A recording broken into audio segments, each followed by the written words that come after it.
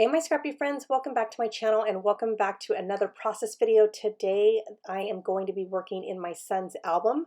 If you're just now joining me, because I know I have quite a few new subscribers, I have multiple projects always going on, but one thing that I definitely do is whenever I want to work in my son's album or my daughter's, I scrap in chronological order from the time that they were born. And so far, I am so far behind, but I think as scrapbookers, we all are, right? But I definitely cannot scrap in chronological order as my only project. So I like to have multiple things going on, such as October daily, December daily, and also current layouts as well.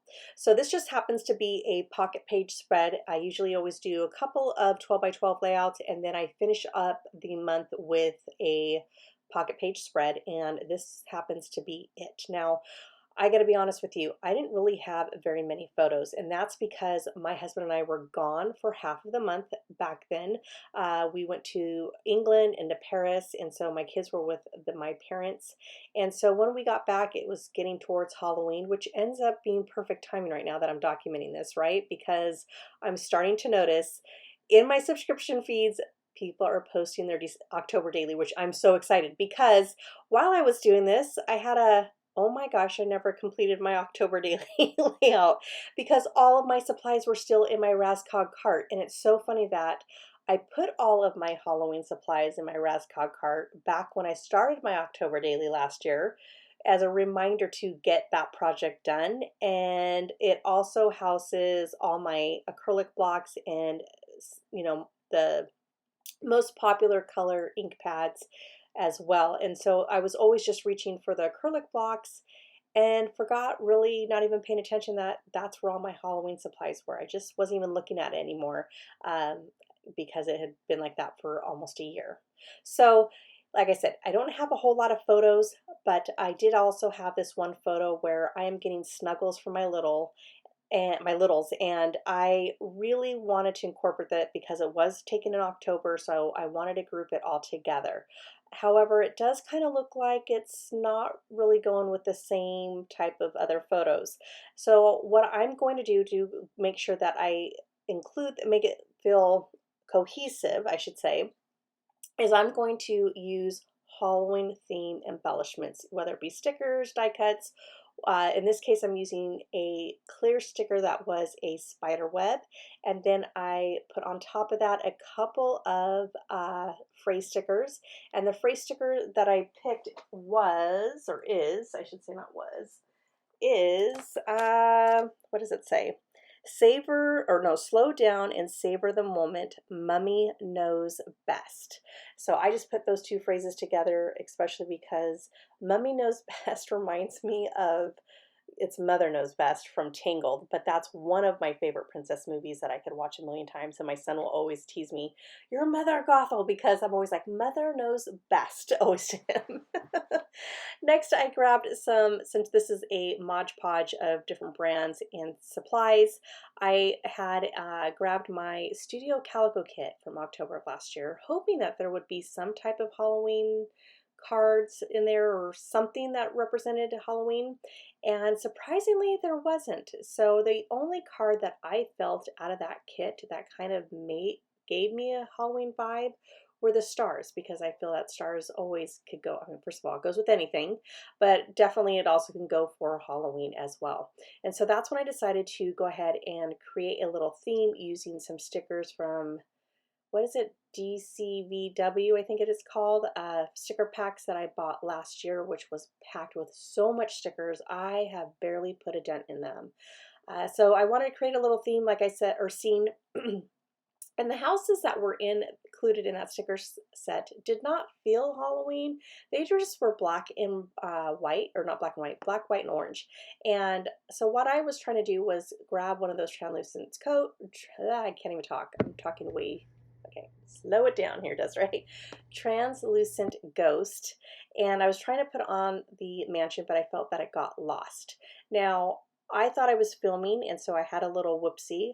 On the title card, I stamped out Happy Halloween on top of the star card. But what I realized is once I removed the acrylic block, the actual title got lost. So anytime I stamp, I always do a practice one first. Well, the practice one was perfect. I mean, it couldn't be any more crisp and clear as far as the image. And so what I decided to do was go ahead and cut that out on the white cardstock, kind of like a tiered cake shape. And then I just placed it over the uh, one that I originally done on the card. And I like that actually even more better, and that is because it gives it a little bit of dimension. All right, so next I'm going to move on to the next photo, and that was a 4x6. And I just felt that this was becoming very photo heavy, and I kind of wanted to have more pattern paper to play around with. So what I decided to do was go ahead and cut down the image of my son holding the pumpkin in his dragon costume.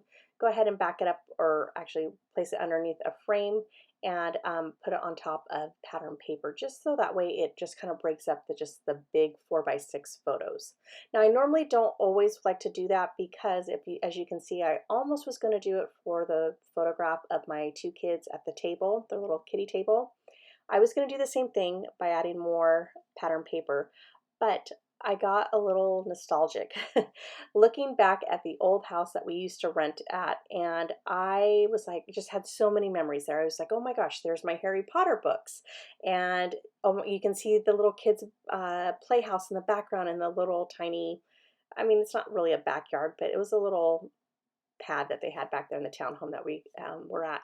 And I was like, oh, there's, they had the house back there. And so those things I do like to keep in at times, because it does trigger some memories, and it's just a trip down memory lane, which I love. So then next I did use the 3x3 cut apart sheet, and what I did was I just cut that out, and then I cut it out again using the ghost that was holding the pumpkin, and I placed it on top of the fireplace. And then I did add the phrase that was underneath that as well, that says all treats, no tricks. And then I'm just looking to see if any other phrases would be good. But this is where I had a aha moment while I was looking for phrases. I kept looking at this 12x12 pocket page going, why does it look so odd to me? And I'm looking at it and I'm going, why is there this white space here in the background, like where all my photos like are stop? And that's when I realized, oh my gosh, Desiree, I removed all the photos and realized I didn't have it positioned correctly. This is actually how it's supposed to look. I kind of went in a little panic mode, I'm not gonna lie. And I always like mess up big time when I take a break. It's almost like I forget how to scrapbook, or it's because I'm too darn excited that I'm scrapbooking again in my my scrapbooking room. And that's when I was like, oh my gosh, I made this 3x4 horizontal beautiful title card, and now I can't use it because both pocket page styles that I own, the 3x4 cards are vertical. And then I was like, how am I going to, save this because I want to use it? And then I thought, well, wait a minute. What if I take a background of some type of 4x6 card, cut it in half, and make them two 3x4 cards?